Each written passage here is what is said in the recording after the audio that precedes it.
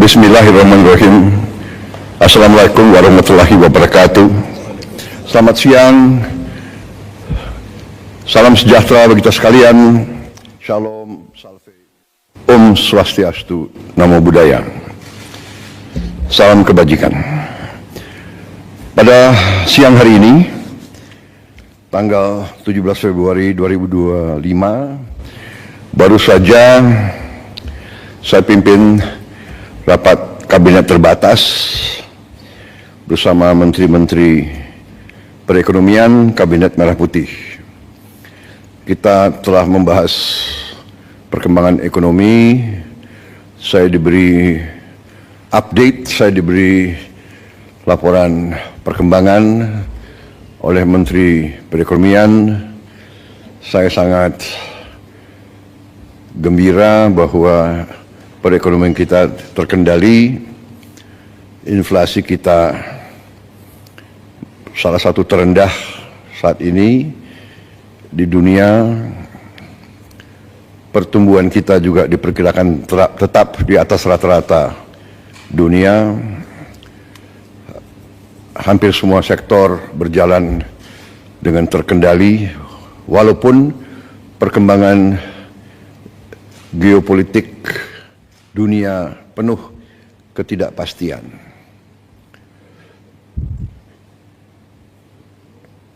Namun ketahanan ekonomi kita cukup tangguh. Masih banyak tantangan, masih banyak kesulitan, tapi kita mampu mengendalikan. Di bulan-bulan akan datang kita akan lihat semakin kuatnya perkembangan ekonomi kita. Terutama hari ini kita ambil keputusan tentang devisa hasil ekspor sumber daya alam kita. Pemanfaatan sumber daya alam Indonesia harus dioptimalkan untuk kemakmuran bangsa dan rakyat, baik melalui pembiayaan pembangunan, perputaran uang di dalam negeri, peningkatan cadangan devisa, stabilitas nilai tukar. Selama ini dana devisa hasil ekspor kita, terutama dari sumber daya alam, banyak disimpan di luar negeri, di bank-bank luar negeri.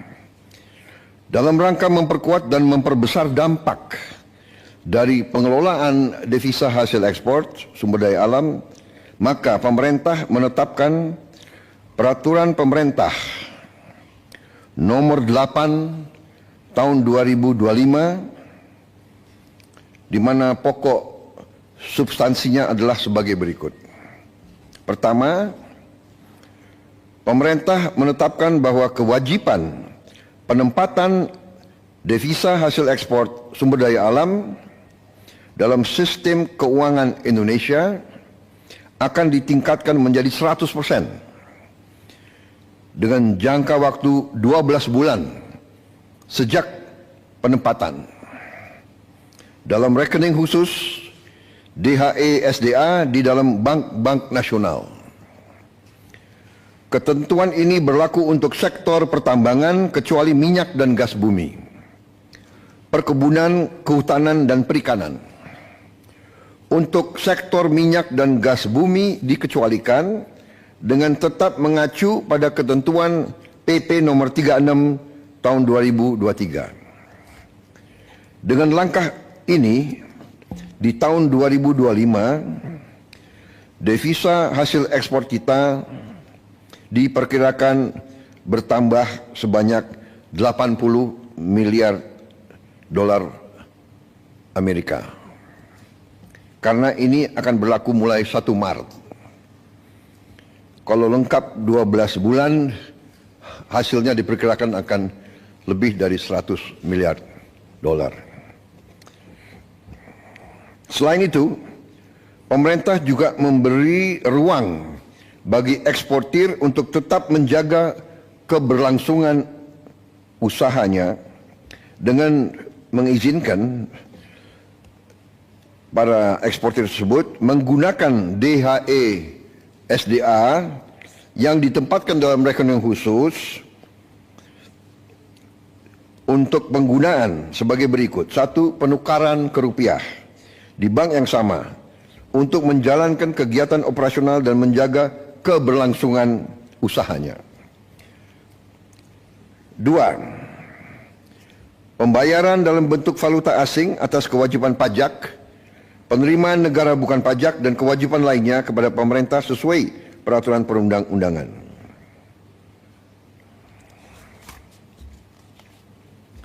3. Pembayaran dividen dalam bentuk valuta asing.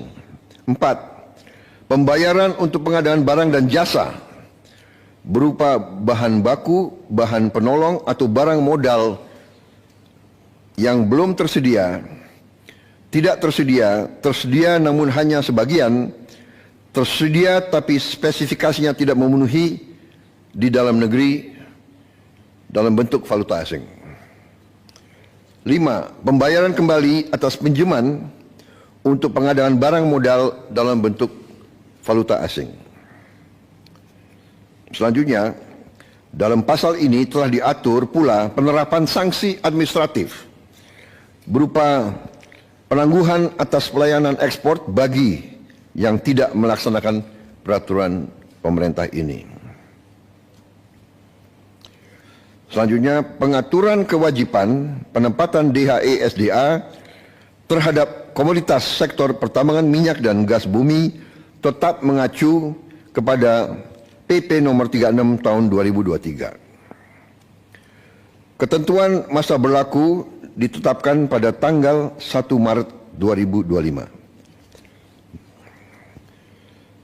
Dan selanjutnya, pemerintah akan terus menerapkan kebijakan-kebijakan strategis untuk mendorong pertumbuhan ekonomi kita.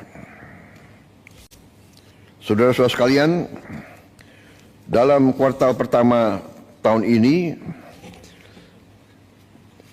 kebijakan-kebijakan yang mendorong pertumbuhan ekonomi, pertama, hasil kebijakan kenaikan OMP 2024. 2. Optimalisasi penyaluran bansos di bulan Februari dan Maret 2025. 3.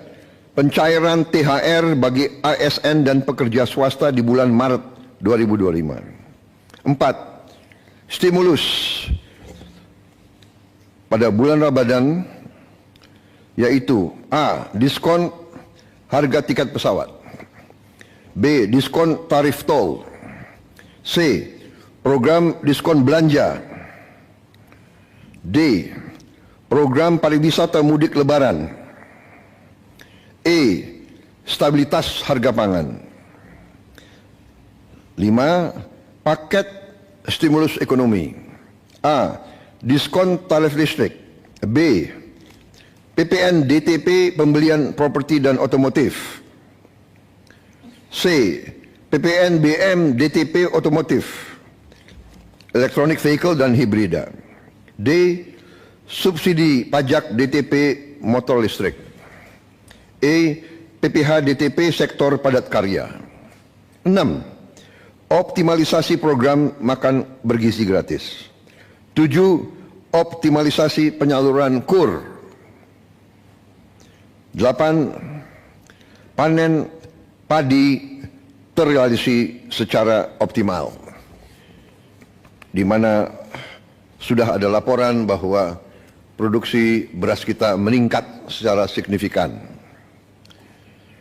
Saudara-saudara, juga kebijakan-kebijakan yang mendorong daya saing untuk transformasi ekonomi kita. Yang pertama tentunya program makan bergizi gratis yang diperkirakan akan meningkatkan pertumbuhan di seluruh daerah-daerah di negara kita, karena uang berputar di desa, di kecamatan, di kabupaten. 2. Program ketahanan pangan dan energi berjalan terus. 3. optimalisasi pengelolaan BUMN kita melalui konsolidasi ke dalam suatu dana investasi nasional ya, yang akan kita launching tanggal 24 Februari yang akan datang, yaitu Danantara. Ya. Danantara adalah konsolidasi semua kekuatan ekonomi kita yang ada di pengelolaan BUMN. Itu nanti akan dikelola dan kita beri nama Danantara, Daya Anagata Nusantara. Daya artinya energi, kekuatan, Anagata masa depan, Nusantara tanah air kita. Jadi artinya Danantara ini kekuatan ekonomi, dana investasi yang merupakan energi, kekuatan masa depan Indonesia. Kekayaan negara dikelola, dihemat untuk anak dan cucu kita. 4. Kebijakan FLPP untuk melaksanakan program 3 juta rumah murah, pengendalian inflasi. 5. Pembangunan kawasan industri dan KEK. 7. Revisi PP 5 tahun 2021 untuk kemudahan berusaha. 8. Keberlanjutan tax holiday dan tax allowance untuk menjaga iklim investasi. 9. Tadi yang sudah kita umumkan kebijakan tentang DHE SDA. 10. Kita akan bentuk bank emas. Jadi selama ini kita tidak punya bank untuk emas kita. Tidak ada di Indonesia. Jadi emas kita banyak ditambang dan mengalir ke luar negeri. Kita ingin sekarang punya bank khusus untuk emas di Indonesia. Insya Allah kita akan resmikan tanggal 26 Februari. Ini saya kira pertama kali ya di Republik kita. Kita terus akan perbaiki penghapusan buku tagih utang macet bagi UMKM. Tentunya juga ada kebijakan internasional kita, yaitu bahwa Indonesia bergabung ke BRICS. Sudah dinyatakan bahwa kita diterima di BRICS, ya ini sedang prosesnya, transisinya sedang berjalan. Kita juga akan menyelesaikan perjanjian SEPA, singkatan SEPA, Comprehensive Economic Partnership Agreement. Intinya adalah semacam free trade ya, free trade area, saling menurunkan tarif bagi barang-barang kedua pihak. Kemudian kita juga menjalankan terus pendaftaran kita ke OECD. Yang terakhir kita juga ingin secepatnya menyelesaikan kerjasama Indonesia kita, Indonesia Uni Eropa, SEPA juga, Comprehensive Economic Partnership Agreement. Jadi saudara-saudara, demikian hasil daripada ratas hari ini. Padahal ini adalah pekerjaan berminggu-minggu yang dilaksanakan oleh Menko dan semua menteri, dan kita bahas sebetulnya sudah berkali-kali, tapi hari ini kita rangkumkan dan kita putuskan, dan sudah saya tanda tangan peraturan pemerintah tersebut nomor 8 tahun 2025, dan hari ini kita umumkan ke publik. Saya kira demikian, saudara-saudara. Kita bersyukur kita bisa memberi yang terbaik kepada bangsa dan rakyat. Kesulitan pasti ada, hambatan pasti ada, tantangan pasti ada, tapi dengan kerjasama yang baik di antara semua pihak, dengan niat yang tulus, dengan orientasi kita hanya kepada kepentingan bangsa dan rakyat dan berpegang teguh kepada Undang-Undang Dasar 1945, insya Allah kita akan mencapai keberhasilan. Kita akan menjadi semakin kuat di bulan-bulan dan tahun-tahun mendatang. Terima kasih. Wassalamualaikum warahmatullahi wabarakatuh. Salam sejahtera bagi kita sekalian. Om Santi Santi Santi Om. Namo Buddhaya. Selesai. Terima kasih.